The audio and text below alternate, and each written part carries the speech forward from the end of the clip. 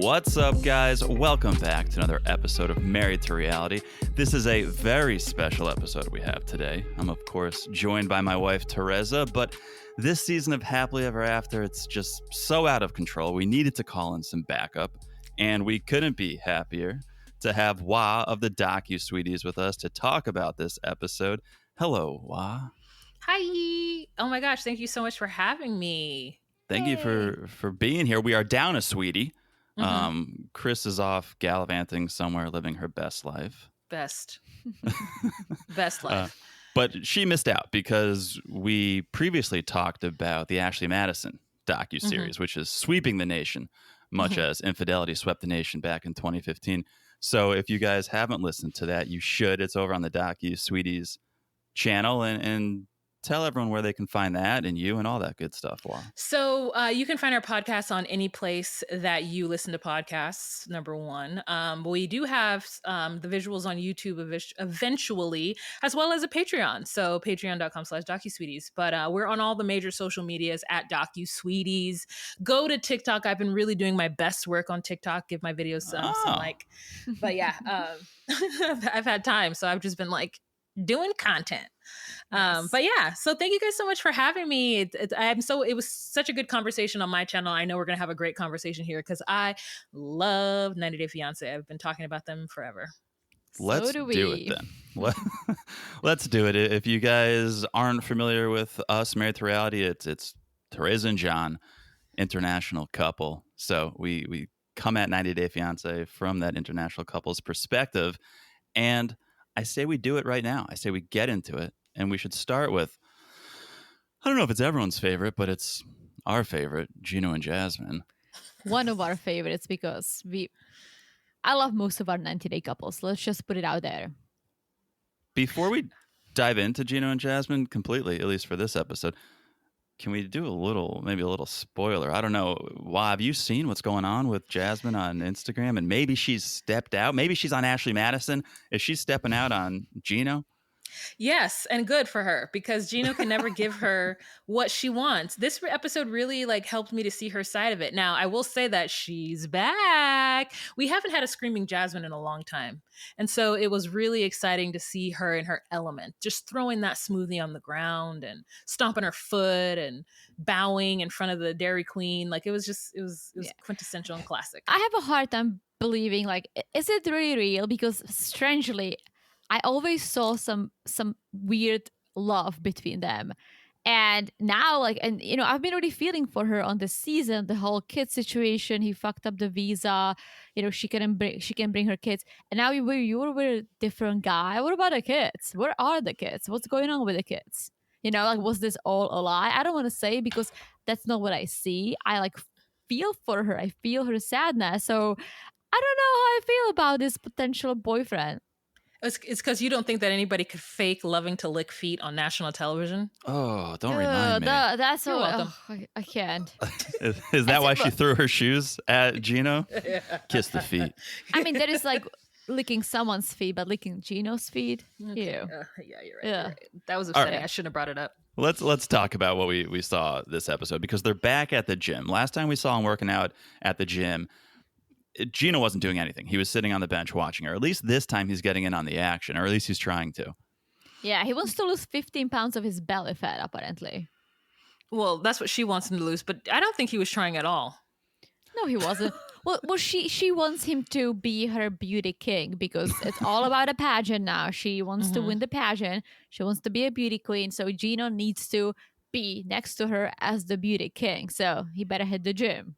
I think there was also maybe an ulterior motive because in one scene we saw him holding the heavy bag. She was punching, she was kicking, and she just happened to miss the bag and kick him in the balls. And that's one way to prevent children, Jasmine. I would say if you don't want to have kids with Gino, go for the balls.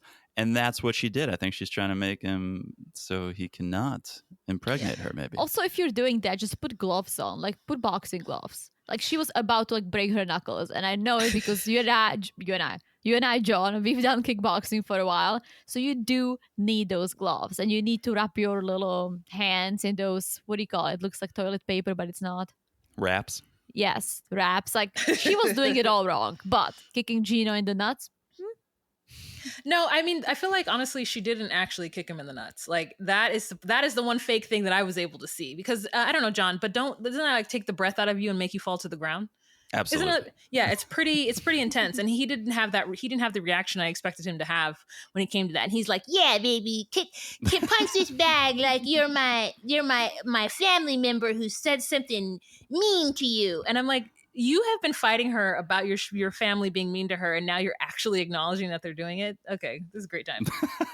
So basically, the fight here is that the pageant's a lot of money.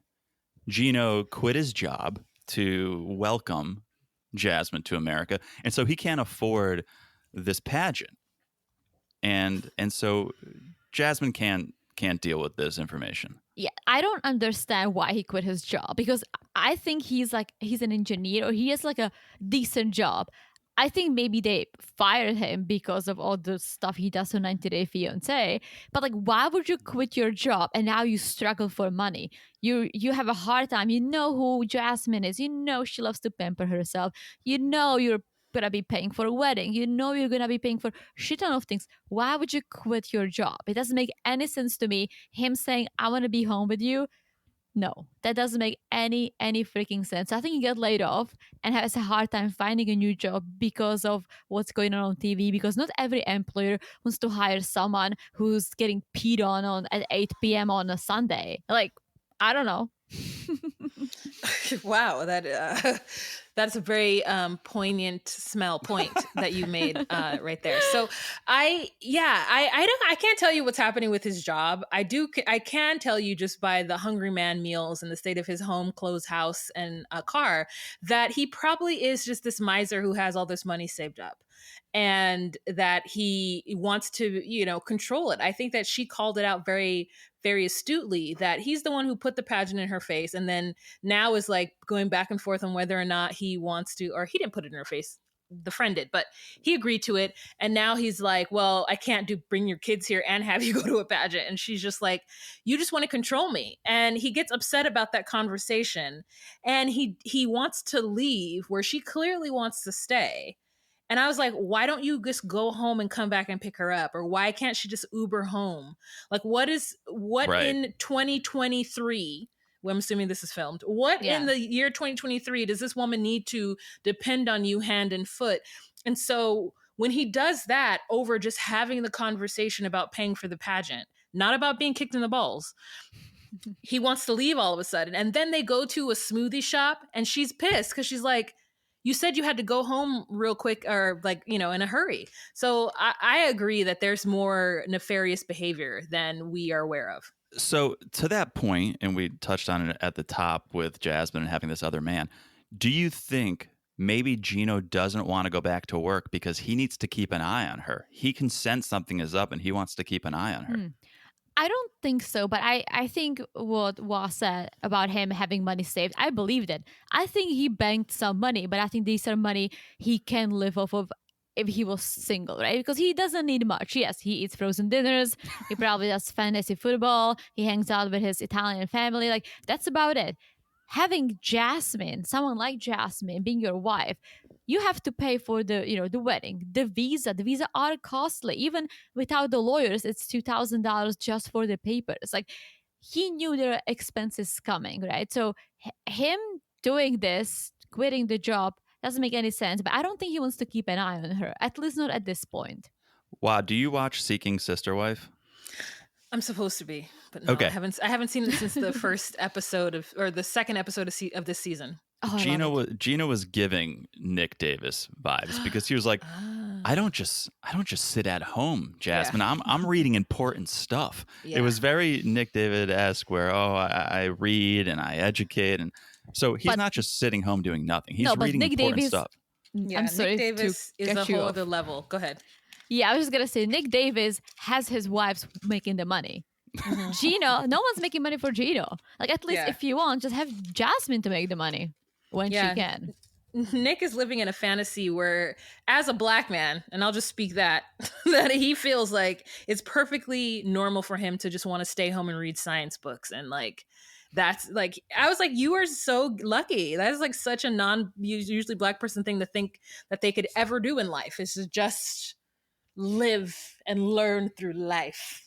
He's living. He knows how to do polygamy. Like, if anyone on these shows know how to do polygamy, it's Nick Davis. It's Nick, He needs to stop reading books and start writing books, because he has a lot that he can teach us men, I think. Yeah. And all the ladies are like obsessed with him, like to the point that they're like, oh, we're good with making money, taking care of everything, as long as Nick can just focus on himself and his reading. That could never be me. Like, he won the lottery. Like, they're all like very like pretty women. They have a kid. They take care of him. Yeah. They have a jacuzzi now. I'm like, damn. Okay, wrong show. So we're in the car, we're leaving the gym, and Gino's like, I want a smoothie right now. And come on, you just told your wife that you don't have time for cardio, but you have time to stop and get a strawberry banana smoothie, apparently. So basic. I'm hungry. I think I want a smoothie right now, Jasmine. So I mean, I feel him on the smoothies. I'm a big smoothie fan, and I make John to go and get smoothies all the time, but not if we're trying to do something, or as he was trying to do something else. Yeah, there's a time and a place for a smoothie, and this is not the time nor the place. And then when they get the smoothies, he's like, you know what? I think I'd like to sit out here on the sidewalk and drink my smoothie. Yes, which is an add insult to injury. And she's like, what are you doing? So you want to, like, and I was like, yeah. And then he's like, you should be grateful. You should be grateful that, which is like the one thing the American man usually leans back on, which is like, I did all this for you. And, what do I get out of it? Like, me as your wife sitting next to you, trying to suck your toes and do whatever you need me to do, like, on the side. So you can see Jasmine's like boiling, like she's getting like more and more like upset. I'm like, oh, we're gonna get the real Jas very, very soon. And we did. Well, she's starting to feel like everything he does is just to control her. And she's reached her breaking point where she doesn't want to be controlled anymore. She wants to take her life into her own hands, and she wants to take a smoothie into her own hands and smash it on the ground and then throw her shoes at Gino. Yeah, at first I was like, why did she do it? And then I heard, or you told me, John, that it's because he bought her the shoes. So now she's like, I don't want to have anything to do with you. And she starts walking down the sidewalk in her socks. Not a great idea, Jasmine, just saying.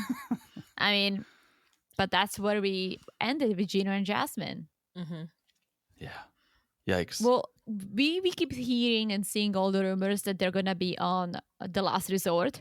Oh, yeah. So if it's true and she does have a new man, I guess The Last Resort was not really successful. But we'll see. I don't want to think about it because I don't know if I believe it, guys. I don't know. Okay.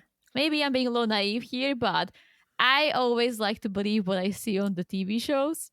Mm-hmm. And I don't really try to watch spoilers unless they come my way, which they often do. So then I question them until there is like a solid answer. And I don't think we have the solid answer yet. Yeah, no, I agree with you. But I will say that I can't wait to see her on The Single Life. So Jasmine on The Single. Ooh, that's a good one. It's going to be great. Well, speaking of The Last Resort, it did work for one couple. It worked for Angela and Michael, who we see Angela impatiently waiting for Michael to get out of his visa interview. Wah is sucking on a whiteout, I think, or something. It's my my cuticle nail. Oh. Oil. So there we go. Right now it's a cigarette. Okay. Yeah. Here's like the biggest shocker of all. Angela's waiting for Michael, trying to wait for Michael while he's interviewing at this cafe, and the waiter thought she was French. Out of all the people in the world, you think Angela, the woman who's wearing American flags from head to toe, is French? Non, merci. We went to Paris last year. That's what John learned. I did not catch that at all. But she was like, like calling him over like I didn't know what she was doing to get him to. And then we see him and he's beautiful. And she's like, merci beaucoup. Yo suis, como se llamas? Andale, por favor. I don't speak French. And he's like, oh no, I speak English. And she's like, oh. Yeah. Want to go out later so I can suck your dick? You know. So we can flirt now. Okay. He started speaking French to her. I was like, dude. She has an American flag draped over her shoulders. Literally. She looks more American than anyone ever on the show. And just because of the amount of American flag she wears. Like, she has so many American flag outfits. I don't know if you guys pick up on it, but she does love red, blue, and white.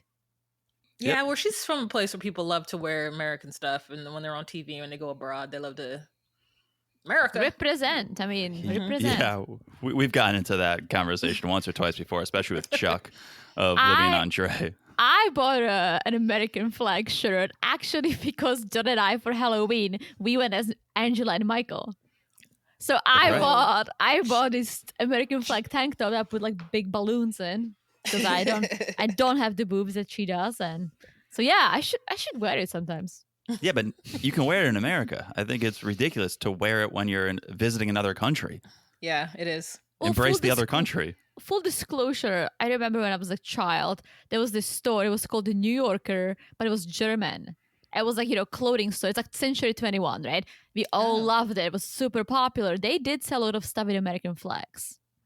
Okay. I think that's different, though, if the other country is selling it. To bring your American flag T-shirt to Nigeria or Czech or France and wear it, it's just a head scratcher for me. Yeah, I do agree.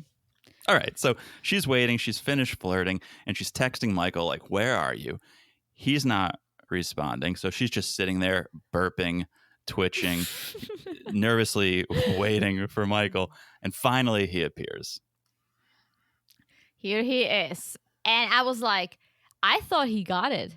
And apparently he didn't get it. Once again, he got denied, but not fully, which is something I don't understand. But he's starting to explain. Angela's like losing her shit. She's like freaking out and she gets very aggressive.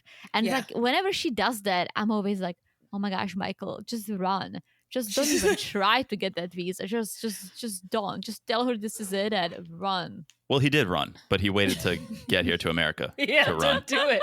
She's like, Michael, nobody else has to go through this. Michael, this is not fair, Michael. I've been waiting for 7 long years. And, what'd you say? What'd you do? Like, she's just so upset with him. And he's like, baby, Angie, baby, calm down. It's okay, Angie, baby. No, she's like, no, Michael, you tell me exactly what you said to that lady. And the thing is that Michael has been with this woman for 7 years, and he still does not understand that he either needs to be super solid in his lies or not tell the lie. Yeah. And he is still doing it. He's a bad liar. Like, he's a very bad liar. Yes. Like when he came through and said he got a BJ from someone else. Yes, I did the BJ. I did the BJ. Oh, I mean, you got to love the honesty. I did it. I did the BJ. So the other thing he did apparently is requested to move interview locations. Maybe it was going to take too long or it was delayed. So he moved his interview from one city to the next. Country to the next. Okay. He moved how? Because I don't know. He said he's from Nigeria. So he took the thing from Nigeria and brought it to the Ivory Coast, Côte d'Ivoire. So so they're currently in the Ivory Coast, which is a French colonized African country, which is why they speak French there. Yeah. Oh, whereas okay. Lagos, Nigeria is English colonized. So that's why he speaks English and Yoruba.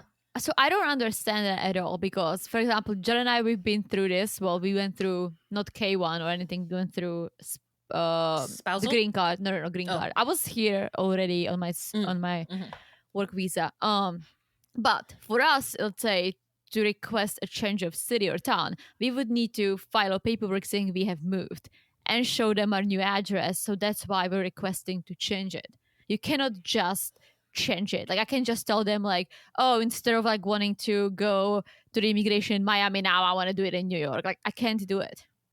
Yeah, and I don't know how it happens where you could just do it in the neighboring country. It's like, oh, well, this embassy is booked. We're going to send you to a country you don't even belong to see if they'll give you a visa. Right. So it's like I don't know. Yeah, I feel like if they did it, like if the embassy did that makes sense. Michael requesting it makes zero sense to me. But we don't know that he did that. He's not explaining it well enough. He says that I don't know. He says that he asked for that to happen, but the fact that they did it to me means that it can happen. Yeah, I think he was saying, "Oh, I couldn't get a date at the original office that I wanted, so then it was moved." Either way, Angela thinks this is the reason you didn't get approved this time. Well, maybe it was because he did get denied twice before, and he was trying to maybe in a different country, if it's possible, I may not get denied. Well, they said, Michael was saying, oh, the interviewer wanted to look into why I was denied so many times, and so that's what this holdup is. But don't worry, it's still on track. In a week, we're going to get the answer. So he's still hopeful. Angela's trying to find the waiter to go on a date tonight. And get more beers and Coca-Cola. Exactly. Yeah, the breakfast of champions. Drinks zero water. Like, she doesn't drink water. I don't understand how she lives. That's what she says. She doesn't like water. Well, she looks very dehydrated. Yeah, very. So dry. Yeah. So dry. Very, very. Okay. Anything else for Angela and Michael? Okay. I mean, we all know that eventually Michael will get approved. So this is, I'm just curious what it's going to take for him to get approved. Yeah. Oh, did you notice? Sorry, go ahead. No, did you notice that Angela? You go. Popcorn Wah. Did you know that Angela is now, so because I'm on TikTok a lot, I do see the lives of different people. And so on her last video, she put out a video where she's like, hey guys, she is no longer just doing free lives. You have to join her membership in order to do the lives, because she's in some kind of litigation with Michael, and she said something wrong. She's been saying wrong things and like getting in trouble for it. So now she's like making it members only. And if you want to, she's like, I'd rather have 10 people who know what's up and who knows what was real than, a bunch of people. And I'm like, Angela, your membership is what? $10? How much is that membership? People who are really trying to go down will just pay the $10 for you to say something crazy within the first week, month, or whatever of them being on it. So she's so silly. But yeah, she's definitely trying to mock and mimic him because he goes live on TikTok all the time and she watches. So she did a video that was talking about him, but pretending not to talk about him. It was weird. Yikes. I'm still curious because they've been married for 3 years, right? So he's getting spousal visa, which my understanding, and I might be wrong, is that he's getting the green card. They don't have to do K1 again because they are a married couple. So I believe that he's here legally now and he can do whatever he wants. But I might be wrong. Otherwise, how would he still be here? It's been a few months as a refugee since this whole thing went down. A refugee from Angela. Yeah, refugee from Angela, for sure. That he got here and she was domestically abusive. And so, now he's protected, I guess. The same way Muhammad of like, Amy and Eve, I love her so much. You ever had him try to do that too? Oh, that's a good point. Like, you can file for that. Mm-hmm. Yeah. Interesting. Well, we'll find out more. Okay. Let's move on. Smollett and Liz, where not much happened. We saw Smollett. He's got a job now, and he's touring some new construction. My only thought here is, could you imagine being a woman alone in a house with Smollett? He's a realtor, and my mom is a realtor, and she's had to go on some showings by herself with men, and my dad has been concerned. I'm worried about the opposite here. I'm worried about Smollett going on showings with innocent women. Yeah. It scares me. It does scare me too, but I'm glad that his boss is like really testing him. Like, it's like he's in school. It's like, okay, how do you do this? How do you know this? Do you know why we don't have a fridge here? And Smollett is kind of failing. Like, he did not study too well, which doesn't surprise me. But that's all we kind of see about Smollett in this episode. Yeah, he's a moron. And he's a moron. And Liz was just at the airport. We learned, I guess, maybe someone knew. I did not. Riley goes to school in another country with her dad and stepmom. So she was being sent to this other country. We don't know what country it is. I didn't know that. Apparently, Liz only gets Riley for the summer and school holidays, and that's it. So it's kind of sad. Good for Riley. I mean, 10-year-old, multiple flights, international flights, layovers, for her to be able to do all that. Also good for Riley because that seems like a more stable environment than what Liz was providing for her. But it is sad, like she's her mom. So hopefully she can get free of Smollett. Doesn't seem like it right now because she's struggling. We see her crying over him over and over and over. But one day she will get there. I'm hopeful for her. All right. So that was it really for them. And then we go to Brazil for Patrick and Thais. And John. Can't forget about John. Yeah, here's still my thing. Like, why is John there? I think John's there because between Patrick and Thais, there's nothing going on. Like, they're a mom and dad. They have a cute kid. They have a semi-swell dog. It's like, they have John to bring the drama. That's it. That's why John is in Brazil. Yeah, and that's a perfectly good reason for him to be there. We'll take it. Yeah, I accept it. John always adds an element. He is like a natural character. And so none of it's forced, none of it's faked. But he's Patrick is like, oh, you made it. It's Thais's birthday. Tell her happy birthday. He's like, yeah, nah, I'm not gonna text her. I'll tell her in person. How shitty is this? It's Thais's birthday, and you're going out for a beer with your brother without her. Yeah. Well, she got that baby to take care of, so yeah, she got but the baby could have come out too, no? Can babies go to the bar? Women have to women, and so she was womening while the boys had their beers. Yeah. I'm glad John is here because it seems like Patrick and the relationship he has with his dad is not as pure as maybe we thought. When we saw it, it's like, oh, Patrick, he finally has this nice relationship with his dad. It took him a while. He's helping his dad. His dad is older. But now John is saying, I think your dad is using you. And I feel like I had a hard time saying it because I have a thing for old people. So whenever I see someone old, I'm like, oh, you did nothing. You're good. Come over. I'll help you. I hug you. I cook for you. I'll do anything. And so, like, me seeing Carlos, I was like, oh, like, he's just an older man and he wants to spend time with his dad. But I guess it's not that. John's saying it. Yeah. I could tell that was the case. Like, I think from season 1, we got a little bit of like, yeah, my dad didn't stick around. So we knew the mom and the dad were married, but the dad just like left. And so from that decision to just leave and not be in Boston anymore or Las Vegas, and the family went through some really hard times. I'm like, how did Patrick... His mother went through hard times, but Patrick should have been cool if his father was around, So, like, I always figured he was that. And when Thais is like, he's using you at even the laundry list of things that he wanted Patrick to do, I'm like, but Patrick is paying rent at this apartment. But then is he the only person paying rent there? And you want him to then fix it up for what? It's his house. What? Yeah. I don't understand. T and I were kind of going back and forth on this because that was a couple episodes ago when Jose came by with the paint and said like, oh, good to see you, but really it'd be awesome if you could paint this apartment. And I'm torn because you should help your parents, right? It's nice to help your parents when they need help, but also parents can take advantage of their children. Like, it's ignorant to say, oh no, a parent can never take advantage of a child. Of course they can. And so I'm on the fence of whether Jose was or was not kind of overstepping his bounds here. Well, I get that, but I feel like maybe because my parents live in a different country too, I don't see them too often. Same with Patrick. Not that they ask me to do stuff when we visit. They take care of us. It's amazing. But if they did ask me to do stuff, like, I wouldn't say no. Like, but you could help them. But you're not paying their rent. No. But I'm saying if they ask me to, I would. Like, let's say if my parents lost their jobs and there's nothing they can do, like, I would help them out. I would not just let them live on the street. So it's like, I can see how it might seem like he's like using him, but at the same time, like, we don't know exactly, what's going on with Carlos. However, I feel like if John is talking about it, someone who's known him.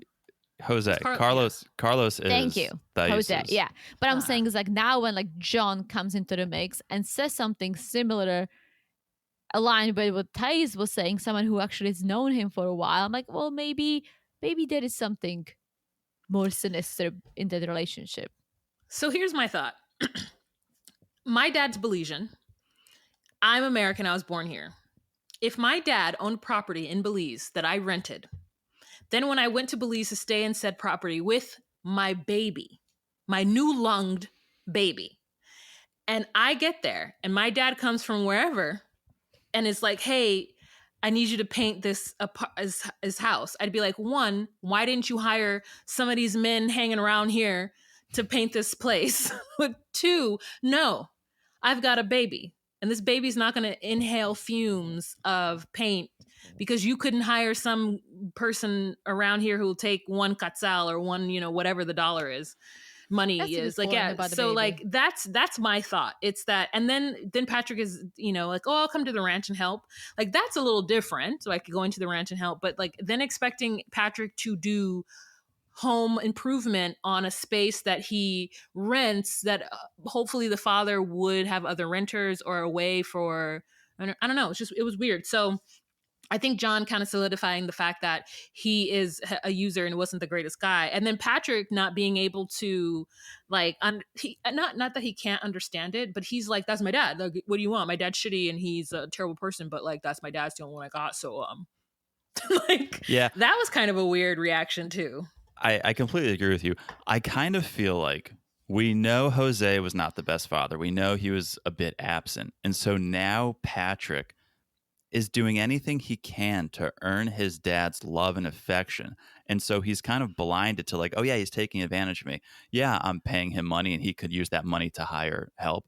He's just going to do anything he can to win over his dad and earn his dad's affection and love because his dad was never there showing him love. And so he's actively being taken advantage of just to win his father's affection. Yeah. Sad.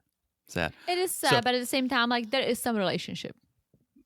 So what a good daughter. Teresa's such a good daughter. I don't know. I just like don't want to like judge entirely because there is a part of me that I can understand it. We're here to judge, Teresa. We're here to judge. Totally, but you know what I'm saying. Like I don't know. I can see the point. Like I can see why maybe Carlos is doing what he's doing. Jose. So so bad at names. It's specifically Jose. Jose. It is Jose. Okay. I mean, how do you... speaking of Carlos, he's not the best dad either, but... Oh, Carlos is hot, though. He doesn't have to be a good dad. That's a fine-ass man. How do you feel about John forgetting to make a hotel reservation? Should you just be able to stay with your brother automatically? He didn't make a hotel reservation. He didn't make one to begin with. He thought, that dude couch surfs. He has no permanent address in the U.S. unless he's still with Megan. He lived in his brother's, whatever it was, storage room. He lived with Patrick and Thais. Of course he didn't make a reservation. I almost feel like Thais should have expected it. Like, that's kind of... almost like, I don't want to say it's on her, but she should have known. If the guy doesn't have an apartment in Vegas, he's not gonna book a hotel in Brazil. He's gonna stay with them. Yeah, culturally, like I would not expect my sibling to stay somewhere else if I had a place for free. Yeah, same. It's also just a dumb excuse though, of like, oh, the reservation got messed up, or even I forgot. It's like, you could just go to the hotel now and book a like book so. It. The lying to me is what makes it worse. Yeah. Just be like, yeah, Thais, he's my brother, and we have a room, so he's going to stay here. To just add insult to injury with the lying, that's too much for me. John keeps saying, he's like, just for like a day or two. It's like, well, where are you going to go then, John? Yeah, you're not in Brazil for a day or two. Like, what are you talking about? The lying is weird. I don't understand grown people lying to other people. I don't get that at all. Like, especially about like stupid stuff. It's like, also, why? It's on TV, and Thais will eventually learn that it's a lie. She's gonna learn at the tell, and then gonna get into a fight. Yeah. Pain in my ass. Cute baby though. Yes. Cute. Okay, Ashley and Manuel back in New Jersey. Ashley's stressed. Back in New York. Oh, back from New Jersey, I should say. Yeah, back from New Jersey, Rochester. Yeah, back to New York. Ashley's stressed, overwhelmed, sad, confused, so she needs her witch potion from her cousin Jasmine. Well, Jasmine says it's not a witch potion. It's a medical spa. It's IV. Like, let's just call it what it is. Because I don't think Jasmine really believes in all this witchiness.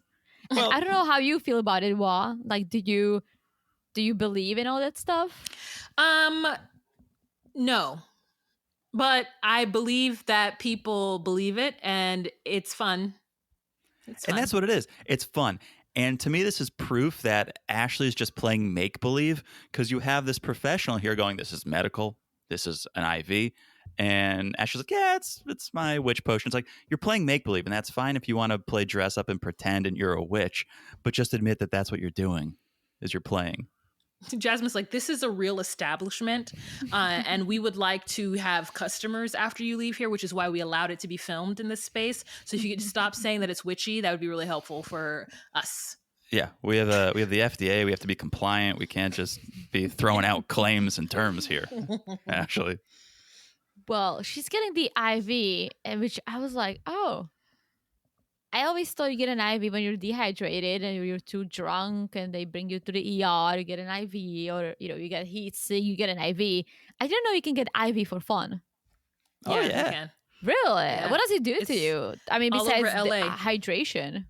Yeah, just like infuses minerals and vitamins into your bloodstreams. Apparently, Oh, I've never done it, but Chris goes all the time. really? Interesting. It's all the rage now.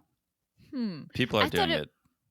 I thought like when we I have family in Vegas, so when we go to Vegas, they have all these like you put the air in your nose. Yes, I've seen those too. Yeah, to like really like clear you up after a night of drinking, which for me, I'm like, it's great money. Like you're paying for air. You have air everywhere and people are gonna go and pay for like super clean air that helps you with the hungover stuff. I feel like, IV sounds something like that. It is. I'm not going to go somewhere and have somebody just stick me with a needle for the fun of it. Like that's not my cup of tea. I don't like getting IV when I go to the doctor. Why would I do it any other time? I heard it don't doesn't mind- really work. To be honest, Really? I've heard people who've done it for hangovers and like it doesn't really help. I think maybe more of a placebo than anything. I don't hate needles. I don't know what it says about me, but I don't know if I would just, as you said, well, like if doctor does it, sure, but if like a random person does it somewhere, I don't know. So, okay. They're talking while they're getting the IV, and the topic of conversation is money. Ashley is continually giving Manuel money, more and more money. They agree to $200 monthly, but he's been asking for more, so she just put $1,000 into his bank account and has no idea what he's doing with that money. Yeah, how come he has a bank account but he doesn't have his papers yet? Like, is he? You can. I guess. I mean, it can be his bank account from Ecuador, but then why don't they have a joint bank account that he can withdraw money from so she knows exactly what's going on if she's so curious? Yeah. I mean, I don't think she should have to know what he's doing with the money personally, because I think if the gender roles were swapped, and he would be like, what are you doing with this money? Like I would feel a certain ways about it. Also, if they agreed to 200 and she gives more than 200, then, that's on her. She's the one who has control of it. And so it just feels weird. This fight, obviously it's like coming from another place. She said it's because her father wasn't there, but like I don't think that's where it's coming from. She's been cheated on a lot. Yeah, I agree and I disagree. I think if you're going to give the $1,000, you gave it and you're shit out of luck. You should have asked where it was going before, and if you don't know, then why did you give it? But I don't know. I think there should be some transparency with the money. I don't know if it is a gender thing or not, but I think there should be transparency with the money, especially if she's the one making the money and they've agreed, hey, we're going to give you this money. I would want to know where the money was going. I think Teresa would want to know where the money's going. If I was Ashley and said there is a $200 that we're going to send to his family, I would want to send it to the family because why would I send it to your bank account and then you send it to your family? Like, are you sending it to your family? Like, I feel like, or as I said, like have a joint bank account and send it from there, what you agree on. Because yeah, there should be transparency. If it was his own money, if he has a job, when he has a job making money, sure. I don't need to know what John does with his money. Like when if he goes on a shopping spree and buy 59 shirts, which happens all the time, then it's like it's his money and that's fine as long as he contributes what we decided to contribute to our joint bank account, right? But let's say if John wasn't making any money, and then I would want to know what you do with the money I make. Yeah. Well, that's where you stump me as a married couple. So I'll lean on you guys for that. But in my mind, I don't want to be suspicious or mad or frustrated. So what I'm going to do to avoid that is to just not give the money if that's what's going to happen. Once I hand it over, then I can't be like, what are you doing now with it? Because it's like, I shouldn't have given it to you. I just want to save myself peace. That's what I want. And that makes total sense. I also feel like if they had a nice and good trusting relationship, maybe, this would be, of course, he's sending it to his family. Of course, he's using it for something he needs. There is no trust. So she's giving him money. He's not telling her what he does with it. Of course, it's pissing her off and she's being suspicious. So Jasmine has a solution. She says, you should probably look into a post-nup. That may protect you and make you feel better. So Ashley and Manuel go out to eat and she brings up this post-nup idea. And I was actually kind of surprised. Like, Manuel took it better than I thought he was going to take it. Yes. And I really want to see this segment on the next episode because from the previews, I love previews, we've learned some interesting things about Ashley and her finances. So, yeah, I actually think that if he had gotten upset about the post-nup, then he was probably there for the nefarious reasons.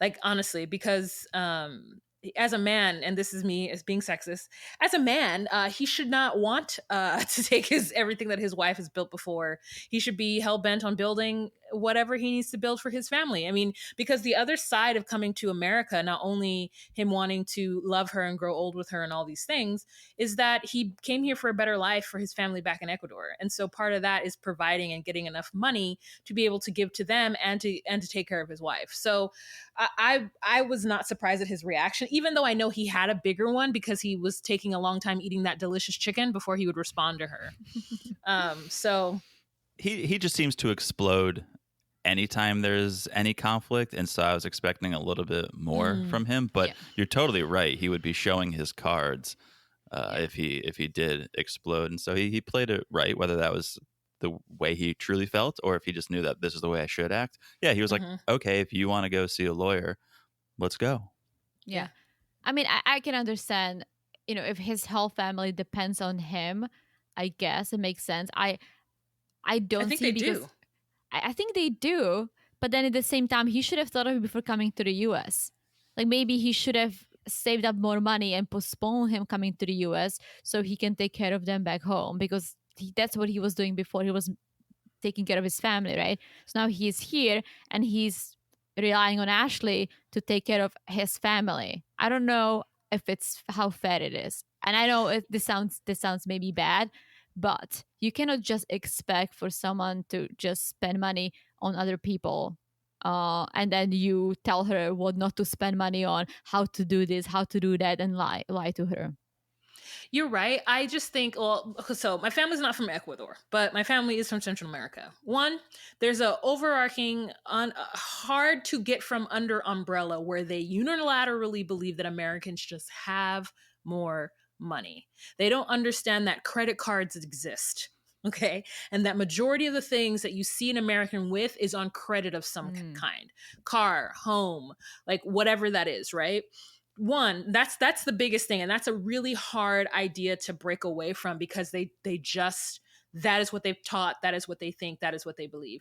The next thing is that a lot of people cannot afford to save money. Like they make the amount of money that they need in order to live, and then it's very much like if you don't go to work, you don't eat. And so if that's the kind of world and environment that he comes from, like I could definitely see him not having that. Like a lot of people don't save up for their old age. They depend on sending a kid or a cousin or someone to the States to work to send money back, or they depend on the younger people, their children, to take care of them when they get older. There is no like savings, there's no government, social security, there's nothing like that. So it is about the family unit and how able-bodied people within the family can support each other that way. So if that's the kind of thing he came from, and I think that's something that's really hard for the Americans to understand, is that it's not just like, well, stop giving your mother money. Your parents and everyone is using you, and we see it in anybody who comes from the Caribbean too, like Johan or Johan or any of those folks who are trying to get to the US to make a better life for themselves. It's because the familial unit is the one that keeps you afloat when your job doesn't pay you. Like sometimes these employers just don't pay people.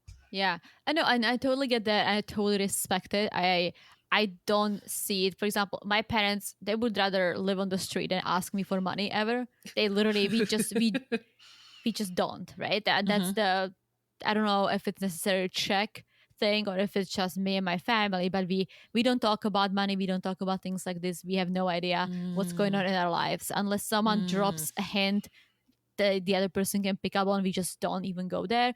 But I respect what you said, Wah, and I get it. But I feel like in that case, Manuel needs to be more transparent and appreciated. Ashley sending $200 to his family. Then if she gets her IV for $50, who cares?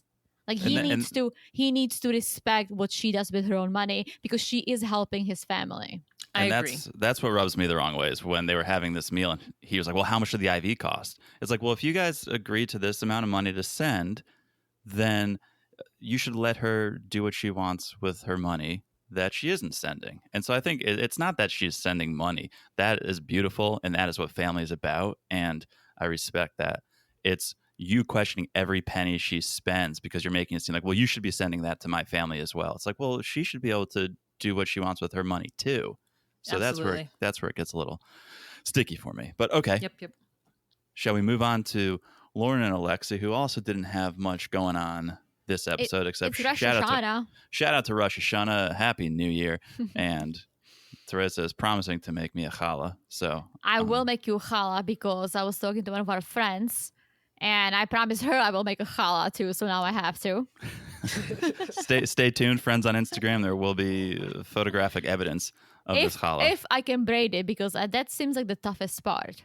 I think that is the toughest part. I'll try to do a 6 braider, but sorry. it's Rosh Hashanah, and Lauren is in recovery, and Alexi thinks what a great way to get her mind off the pain is to have the family over and celebrate Rosh Hashanah together as one family. So that's what they're doing. They're celebrating at home. Yes, and it's mom's dad, Alexi's dad, Lauren's mom helping because Lauren can't do it. And she feels bad about it. And I get it. Like, I feel bad too if I can do something. And I'm like, oh my gosh. Like, first of all, I judge everyone else doing that. I'm like, this is not how we do it. But if talking about you, John, of course I am. But I feel for Lauren that she wants to be helping with the kids. She wants to be helping cooking, right? But she did a mommy makeover. That's what she wanted to do. That's what she decided. So like, she should just take it easy, recover, and then get back to her life. And I'm glad she took ownership of like, this was elective. I did choose to do this. And so she's not sitting there like, woe is me. She's just saying like, yep, I put myself in this situation and it is what it is. And I wish I could eat that delicious brisket, but instead I have to go rest and recover in the bedroom. I have a question. I don't watch their segment, but do you think, I did catch a little bit, but do you think that the mother judges Lauren because she's like, you don't want to look like me? You don't want to look like this? You're ashamed of me. I think that's an interesting take, and I wouldn't be surprised if that was the case, because I get pre-surgery mom freaking out because no parent wants to see their kid go under the knife, especially if it's elective, because we know it can happen. But now she's out. She's on the other side. She made it. She's recovering, and mom is still upset. So you're right. There may be something to that. Maybe, but I honestly, because just kind of like thinking of my own mother, I don't think that's how she felt. I think she was upset that she's doing a surgery because, you know, she wasn't fat, she wasn't ugly or anything. Like, she was a beautiful girl. She had 3 freaking kids. She looked great before. I can understand what Lauren was going through with, like, if you don't feel good in your own body and there's something you can do about it, go for it. You know, mom saw her as a beautiful young woman, so she was like, you're doing all this is unnecessary, it's expensive, you won't be able to do this and that. That's exactly how my mom would react. Like, when I told my mom I'm gonna do Botox, she's like, why would you do Botox? You look like you're 20 years old. I'm like, I don't, mom. Well, stop lying to me. But she's like, why would you do it? This is unnecessary. You don't need it. Like, oh, it's a waste of money. I'm like, that's why I would not even tell my mom. But I think that's how maybe her mom reacted to this whole thing, because she didn't think she needed it, and now she's in pain. And it's over. It's on her. It's over now, though, and so, mom, you gotta positive vibes only. Like, you can't be mad anymore. It's done. What's done is done. You got to move on. No, I'm telling you, like, her mom reminds me of, like, that's the reaction my mom would have. Like, 100%. Like, she would try to call John and with a Google Translate be like, John, tell her she doesn't need it. All right. Well, that was it for them. And then finally, Emily, Kobe, and the knock door. The process, the knock door process is in full swing, although Lisa is still trying to throw a wrench in things. Yeah. She is. It's so weird. I'm like, what producer keeps pushing this narrative? Stop it. It's so unnecessary. We already are getting all the newness of the family being there and Emily cooking the eru, and it's like, we don't need this naysayer. Now, I will say that I was a little disappointed in Lisa's reasoning for not wanting her daughter to be property. I thought she was going to say, in the Americas, we have a really bad history when it comes to treating people like property. And that's not something that I want to my grandchildren to see as Black people, not descendants of that, but Black people who live in America. But no. She's completely just in her own world and refers to the suffragettes, which to me are problematic because they did not want Black people to have the vote either when they were trying to get their own vote. They didn't care about Black women, Black men. So it was just like, I was like, oh, what an interesting take. Well, do you think she was dancing around the fact? Because I'm the same. I'm thinking the same thing as you, but I almost think she was dancing around that fact and didn't know how to verbalize it properly, so she just stayed away from it. But I think we're all sitting there at home going like, we know what you're trying to say, Lisa.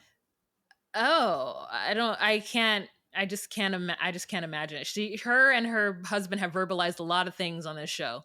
Not being able to say we have a history with people being property in my country that I don't like to, think. I don't know. I don't know about people and their guilt. I don't know. She ended up giving in, which was the right thing to do. And look, I see where Lisa was coming from, whatever her reasoning is, and you're allowed to have your thoughts and opinions, and she voiced them. I just think she should have dropped them for the sake of tradition a little sooner. I think she should have dropped it at all because, every country has their own traditions. Like Czechs have some weird ass traditions. I would want John to respect them. Whether he feels about it a certain way, tell me. We can talk about it, the two of us. But don't disrespect my family. And he wouldn't. I know he would play along, whether he's gonna like it or not. So I feel like Lisa and David was playing along for a very long time, which was good. But I feel like they should have just. Obviously, no one's going to take Emily away. No one's going to. It's a tradition, and Kobe explained it pretty well. So just play with it. What's her name? Emily was saying hey, yeah, no, this is tradition, I'm okay with it. If your daughter's okay with all this, just be good parents and support. Yeah, it was weird. It was just like, she's getting on a plane and going back to the US with you. She's not going to be here once a year, or even now they can't because of what's happening in Cameroon. So it's like, what exactly is the fear? You're not going to keep the goat. You're not going to keep the wine, and you're not everything that they give you for Emily. There's no way you could take it back with you to US. So this is not real. Right. And I think Kobe did a good job saying, well, there's a misunderstanding. Property just means we're responsible for her. We'll treat her like our sister. She still has her own say. And that's when Mother Lisa gave in. Yeah. And maybe they used the wrong word too. I mean, I think, property does sound a certain way. No, they meant property. They meant it. I meant that. Okay. I think they knew what they were saying. Kobe just needed to translate it a little bit better. Yeah, Kobe was like, that's not what they meant. Yeah. There's multiple definitions when you Google it. Yeah. So David's like, all right, we have our list. This is our first list ever. It's only one page. I hope it's a good list. And he starts to read it, and they're like, no. Don't read. Slide it over. Slide it across the table like you're making a deal. Yeah. So he slides it across the table, and we learn how much Emily is worth, which is about $2, 1,000 francs. Tell us how you really feel about your daughter, David. I think it's being respectful. Obviously, you can't spend anyone's money. So what do you ask for? Yeah, of course. And so then I guess this turns into almost like a scavenger hunt where you get this list and then you have to go see if you can find everything on the list. And this is what we're saying about tradition. This is awesome. I love this. You said Czech has some wacky traditions, and they sure do. We'll tell you about Czech Easter another day, but it's wild. And this is one of those fun traditions where, cool, we have this list. Now we have to go out and try to find everything on the list. It's beautiful. Yeah. Yes. So, and I also like the idea of here's you're taking something of value from our family, mainly like, hands to help doing the washing and the cooking. And so here, thank you for giving me something in exchange for this person. And I think that makes sense when you think about a time when it was, a different world that we lived in, and the way families made their money was usually off the land or by some kind of selling goods or whatnot. And so having your children leave, meant was less people to do work. So and maybe I think it's interesting. Maybe that's how Ashley has to think about sending $1,000 to Manuel's family. Is here's the bride price. Yeah, and she's just paying the bride price. Thank you for giving me your source of income. I'll repay you by giving you a little bit of money. Yeah. So they have the meal, and apparently Emily did a fantastic job cooking. They were like, "Oh, she cooks better than some of the women here," so she nailed it. Yeah. Good for her. I feel like she, and I keep saying it on every single episode, but she really is trying. Like, I think, we saw her in her first season and she was a little spoiled, a little bossy, and their relationship wasn't that great because I think they were trying to find ways to like live with each other. All of a sudden, like, oh, Kobe's here, we have a child, and we live in our parents' basement. How can we navigate? But like on this season, she's been great. Like, she's going along with everything. She's there for Kobe. She's there for the traditions. Like, kudos to her. So it went well. Knock door went well. And you think, okay, all's well that ends well. But then there's one more thing. Emily brings up one little thing she wants to address. The ex-girlfriend. And Emily wants to meet Kobe's ex-girlfriend. Don't go there. Yeah, no. Like, it's the dumbest idea. It's the dumbest idea. You let sleeping dogs lie. I don't understand what good's going to come from this. If he's not talking to her, fantastic. And now you're making Kobe talk to her. You're making Kobe text her. Like, what good is going to come from this other than good television? Well, yeah, that, and you like, I just want to know when you guys actually broke up. Why? I think she wants to know. Deep. I think she wants to know who's lying. Are Kobe's friends lying, or is Kobe lying? Which there is a part of me that I'm like, okay, like I would probably want to know too, but not to the point that I would want to meet the ex. So like, yeah, that's in the past. Like, who cares? Like, me. Yeah. Who cares? Yeah. Well, I mean, I do, but about well, of course. about this segment because it's gonna be fun. So there we go. That's the episode. What an episode! Wow, thank you for joining us for this episode. It was very fun. And of course, if you haven't listened to us talk about Ashley Madison, do that. And tell everyone again where they can find you and Chris. Where is Chris? Someone find Chris. Yeah, she's hiding in Vegas right now. So you can find Chris and I of Docuseweeties on anywhere you listen to podcasts, as well as on Instagram and TikTok at Docuseweeties. And we also have a Facebook group that is private, that is, Docuseweeties Facebook group. So you can join us there too. But yes, thank you guys so much for having. It's so much fun. If you guys want to jump over to Docuseweeties, you'll see we did Ashley Madison with John and Teresa. Yes. Awesome. A lot of fun. So yeah, thank you for having us, Juan. Thank you for coming on our podcast. We'll have to do it again soon when Chris is back. Yeah. All right. Thank you guys. We'll talk to you soon. Bye-bye. Bye-bye.